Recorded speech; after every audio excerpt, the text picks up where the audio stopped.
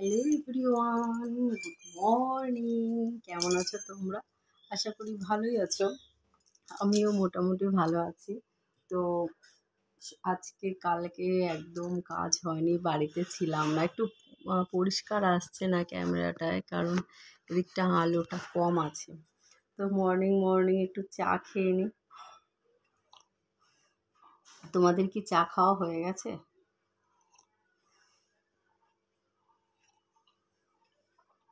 আজকে সানডে স্পেশালে কার বাড়িতে কি রান্না হচ্ছে আমাকে অবশ্যই কিন্তু কমেন্ট করে জানাবে।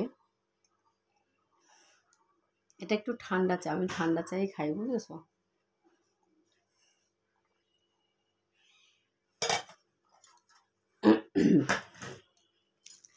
আজকে তো দাদা বাজার থেকে নিয়ে এসেছে পাবদা মাছ আর চিংড়ি মাছ। এবার ভাবছি, এবার কালকে আবার ভাইয়ের ছেলের জন্মদিন ছিল, কালকে বিকেলে গিয়েছিলাম ওখানে। এবার ফ্রায়েড রাইসটা বেশি করে পাঠিয়ে দিয়েছে ভাইয়ের বউ।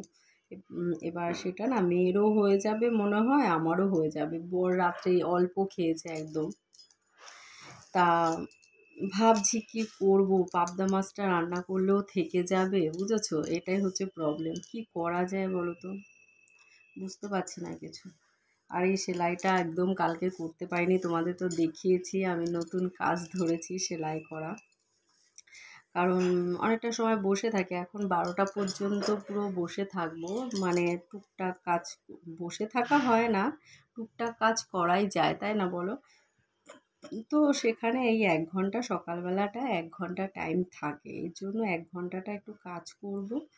আর তারপরে গিয়ে দুপুরের রান্নায় চলে যাব। সকালে আজকে ডিম টোস্ট করেছি, আমি করিনি, যদিও বা মেয়েই করেছে ডিম টোস্ট। ওর ডিম টোস্টটা ও করেছে, দাদাকে পরোটা আর বেগুন ভাজা করে দিয়েছি। আর আমি এখনও কিছু খাইনি, কারণ খাওয়া দাওয়ার পরে না কাজ করা যায় না। আর সেই রুটি খাওয়া বসে বসে তো পেটে প্রচণ্ড চাপ লাগে। আর এখন চা খেলাম, দেখতেই পেয়েছো তোমরা। সেই কারণে আমি আর খাইনি। তো ভাবলাম 12টার সময় উঠে তখন খেয়ে নেব। 11টায় যদি চা খাই, 11টা 20 বাজে, তাহলে চা খাওয়ার সাথে সাথে ভালো লাগে না কোনো কিছু খেতে। সেই কারণে আর তখন উঠে চিংড়ি মাছটাও ছাড়াবো। চিংড়ি মাছটা খুব ভালো দেখলাম, সাদা চিংড়ি, যে সেই সাদা চিংড়িটা এনেছে দাদা। ওই সাদা চিংড়িটা আর পাবদা মাছটা ফ্রিজে রেখে দিয়েছি, বুঝেছো?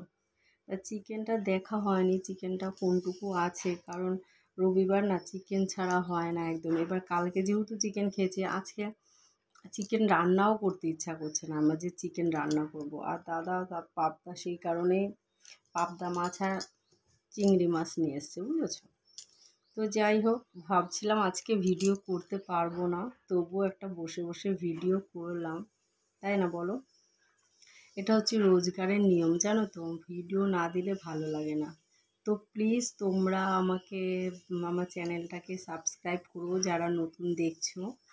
আমার চ্যানেলে প্রচুর সুন্দর সুন্দর ভিডিও আছে, তোমরা দেখো, লাইক কমেন্ট করো, অনেক ভালোবাসা দিও।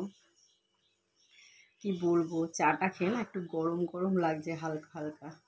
আর এই দিকটা একদম আলো কম, সেলাই করতেও অসুবিধা হচ্ছে। একটু জানলার দিকটায় বসবো। তারপরে কালকে প্রচুর শীতের জামা কেচেছি, শীতের জামা প্যান্ট কাচার পরে না সেগুলো রোদে দিয়েছি। এবার এপাশে রোদে, দেখো জানলা দিয়ে এখানেও একটা দড়ি টাঙিয়েছি। সকালবেলায় না এই দিকটায় রোদ আসে, এই যে এখানটা বোঝা যাচ্ছে না, এই দিকটা রোদে দিয়েছি। এই হচ্ছে একটা কাজ। তারপরে আবার ওখান থেকে নিয়ে গিয়ে এ পাশটায় এই যে দরজা, এখান থেকে রোদে দিতে হবে। তো এই হচ্ছে কাজ, একবার এদিকে রোদে দাও, একবার ওদিকে রোদে দাও। যাই হোক, আর বেশি কথা বললাম না, তোমরা সবাই ভালো থেকো, টাটা।